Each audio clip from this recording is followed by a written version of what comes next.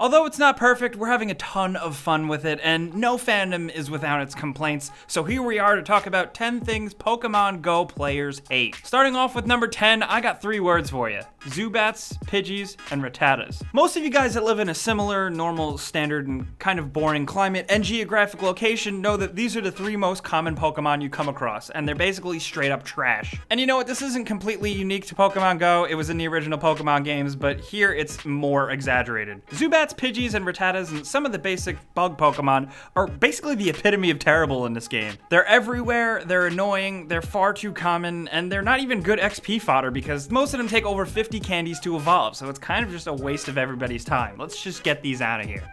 And at number 9, you guys gotta hate this too. You hunt down the Pokemon that you've been wanting forever, it finally appears on your tracker, you manage to track it down, you get to catch it after multiple attempts, and then the game freezes once that Pokemon is in the Pokeball. Right at the gotcha screen, the game decides to lock up or the servers lag or whatever, but basically you're stuck and shit out of luck. That Pokemon is not yours, you did not catch it because you gotta close out and restart the app. This has been happening a ton on Android with a lot of reports on iOS as well, and it is the absolute worst. You guys know tracking down that elusive Pokemon that you've wanted, it might be one of the last on your list. It is not an easy task, and to have it all just crumble in front of you because stupid app errors is the most frustrating thing ever. And number 8, let's talk about something geographical. Uneven densities in gyms and Pokestops. This doesn't necessarily mean you live in the middle of nowhere even. You could live in a pretty well populated area, but for some reason the developer Niantic decided to populate it with less fun stuff. I know it's based on landmarks, but sometimes you're just not near any landmarks and there's absolutely nothing. And it is a total drag, but then on the flip side, sometimes you can travel just 2 or 3 miles or go a few blocks, and the place is just loaded with Pokestops and gyms, and it's really disheartening. It really sucks to be stuck in a location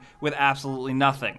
And at number 7, something that we really hate is sometimes just how hard it is to catch some Pokemon. It doesn't really make a lot of sense. For example, you're trying to catch something semi-difficult like a Pidgeot or a Beedrill. The thing just won't stick, it won't stay in the Pokeball, even though you might get like 10 or 12 throws that are great. You could be around level 10, the CP of the Pokemon was under 400, and you have such a hard time catching it. Even using fruit to make the Pokemon easier to catch isn't always a surefire thing. There's just a lack of real definitions to catching Pokemon here. Whether it is completely random or there is a lack of rules here, it's just a little frustrating either way. Then again, on the flip side, this has happened to me and it's probably happened to you once or twice. You come across a similar Pokemon, maybe it has something way more like 500 CP, and then 2, 3, 4 throws and you catch it no problem. Same situation, same type of Pokeball, same attempted throws. What is the deal? I know some of you guys are gonna say in the comments it's just a get good type of thing, but it just seems like the mechanics are wildly inconsistent sometimes.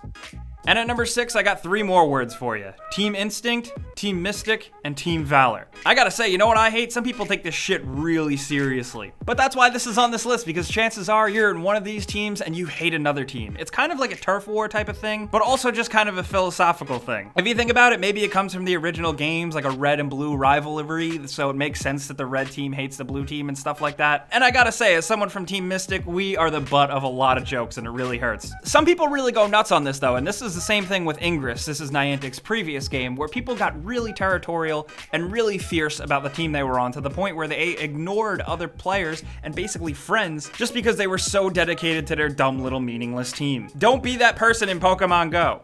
And at number 5, something that Pokemon Go players really hate are societal boundaries. Yes, I'm talking about anything. Cops, friends, families, neighbors' backyards, being a trespasser, inaccessible locations that are either guarded or fenced off, and basically generally anyone who just gets offended seeing you catch Pokemon. Hey, it's not my fault some things are off limits, okay? It's not my fault that Area 51 has a 10-foot high fence around it. It's not my fault that you're not allowed to go into the police station unless you're invited. It's not my fault you're not allowed into that abandoned subway tunnel. It's not my fault you're not allowed in that grocery store after it's closed. It's not my fault you're not allowed in the basement of that house of that neighbor that you've never even met. I know this is a real world thing and we need to follow the rules, but it would make the game easier if you didn't have to.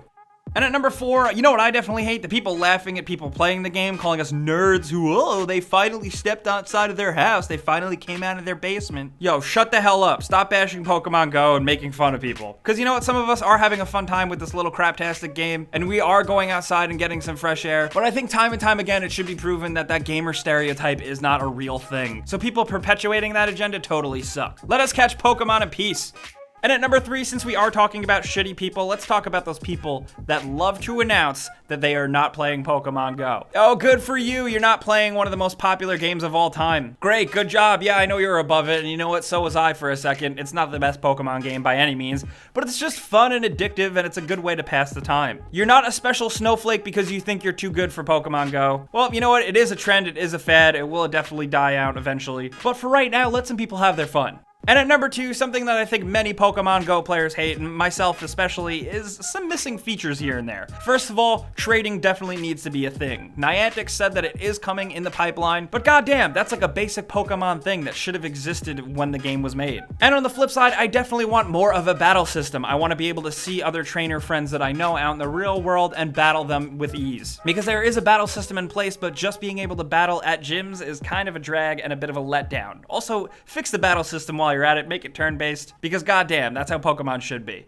And at number 1, the thing that Pokemon Go players hate the most are server issues, because they still happen all the time. This game is immensely popular and exploding, and it seems like Pokemon Go's servers can't keep up with the demand. And it is getting better and better every day. They do really seem like they're trying here, but it totally sucks when you can't get on. When you're in a good location, prime with Pokemon, it either crashes and disconnects, or you just can't get in the first place, and that's a letdown. Not to mention that, let's give a shout out to all the people who don't even have Pokemon Go yet available in their countries. You guys probably hate that more than anything, and for that, we feel for you. So guys, those are 10 things that players definitely hate about Pokemon Go. It is a fun little game, but it's not without its issues. And any fandom or hardcore audience that spends a ton of time with a game will come up with some complaints here and there. So we want to hear about yours down in the comments below. Anything you got to say about Pokemon Go, let's talk about it down there. You guys know the deal. If you like this video, clicking the like button helps us out a ton, and we really appreciate it. And subscribing if you're new is a great idea, because we put out videos like this and about other video games every single day. But as always, thanks for watching, and we'll see you guys next time.